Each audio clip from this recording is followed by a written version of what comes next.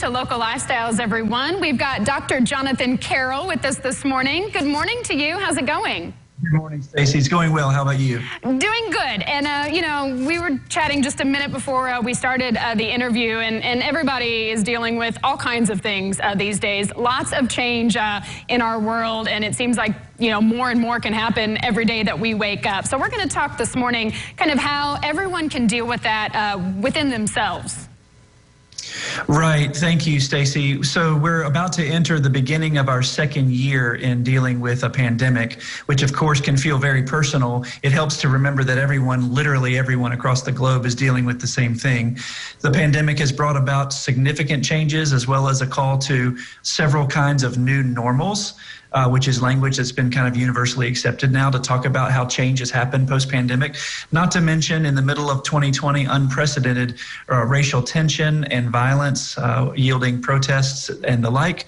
And now we're in the middle of huge political melees with an inauguration a couple of days away and still a lot of uncertainty and even calls of violence. So all of us who are kind of listening to this and watching this are experiencing a tremendous amount of change, which brings about anxiety and even for some depression, which, of course, can result in feelings of paralysis, helplessness, etc. So I wanted to talk a little bit about some ways that we can adapt to that change and make it work for us rather than against us. Yeah, because I think, I know, every day I think we wake up thinking, who knows what's going to happen today or what's going to change today. And like you said, I think one thing that is good is to think about we are all dealing with it, so that helps. But what are some of your steps, like if we have a really bad day where we're getting really anxious about things, what's something that we can do?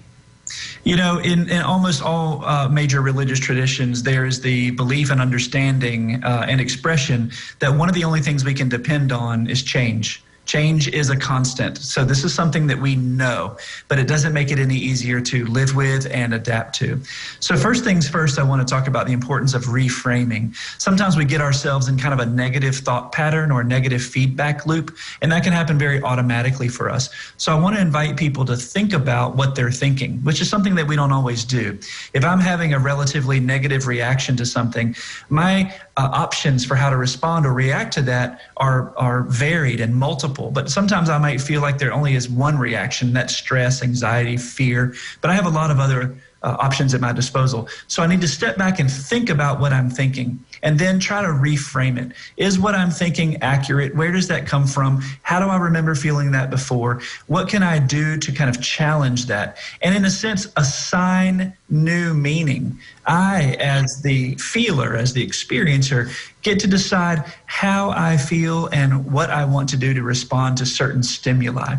Also, it's important, I think, for us to get outside. Yesterday, it was a cold day. It was a little bit snowy where I live, and yet my daughters and I put on our coats and we took a walk. It was about an hour. Was it chilly? It was for a while, but the feeling that I have after having done that is remarkable. Getting outside, breathing fresh, cool air, my face in whatever sun is available this time of year can help produce vitamins A and D and give us a sense of accomplishment, which is a dopamine releaser, and that helps us feel better too.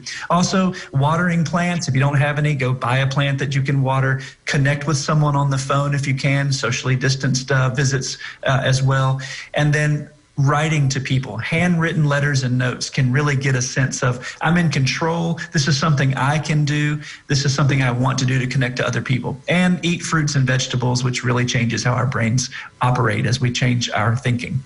Those are all amazing tips, I think, and they sound like, there's something that each of us can do, and we can do them every single day. And if we kind of get into those habits, and that will definitely change kind of our mindset, like you said. Yeah, exactly. Let's Awesome. hope for all of us. I appreciate it. We all appreciate it, and we will try to put those tips into motion. Thank you, Dr. Carroll. Thank you, Stacey. Take care. You too, and we will be right back with more Local Lifestyles after this.